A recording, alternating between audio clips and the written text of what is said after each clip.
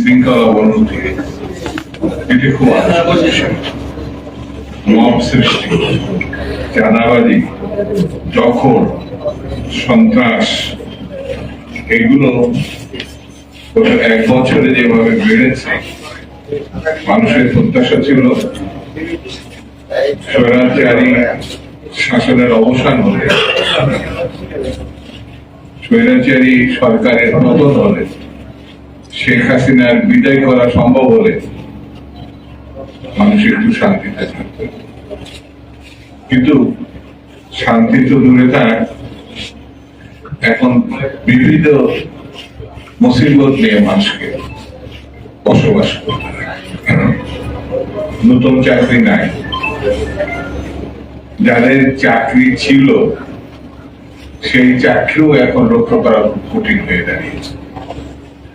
রাস্তাঘাটে কখন কে বিপদে পড়বে এটা আল্লাহ পাক ছাড়া কেউ জানে বলে মনে হয় না। তিনি যদি রক্ষা করেন তাহলে আমরা বেঁচে যাই।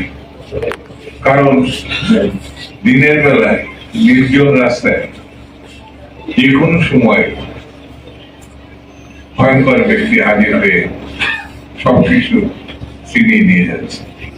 পুলিশের দায়িত্ব যা, পুলিশ এটি সঠিকভাবে পালন করছে এটা বলা যাবে না। আমরা মুক্ত হয়েছি স্বৈরতন্ত্র থেকে, কিন্তু গণতন্ত্রের উত্তরণ এখনো কিন্তু সম্ভব হয় না। যারা শাসক আছে তারা আশ্বস্ত করছে ঐতিহাসিক দায়িত্ব, ঐতিহাসিক নির্বাচন করবে তারা, এই প্রতিশ্রুতিবদ্ধতা। আমরা যে কারণে আমার দল বিএনপি, আমার নেতা জনাব তারেক রহমান, বেগম জিয়া এবং দেশবাসী তাকে সমর্থন দিয়েছে।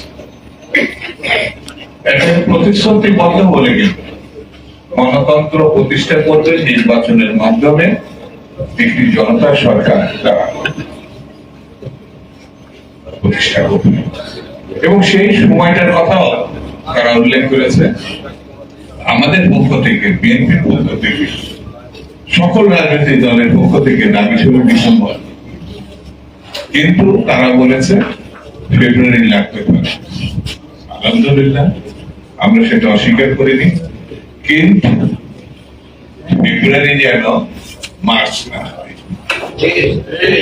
ফেব্রুয়ারি যেন এপ্রিল না হয়, এটি সরকারকে মনে রাখা যাবে। এই যে কথাগুলো এখানে বললাম, আইন শৃঙ্খলা অবনতি, মব সৃষ্টি, চাঁদাবাজি, দখল, সন্ত্রাস, এটি রুখবার জন্য নির্বাচন যত দ্রুত হবে সংকট তত কমে আসবে।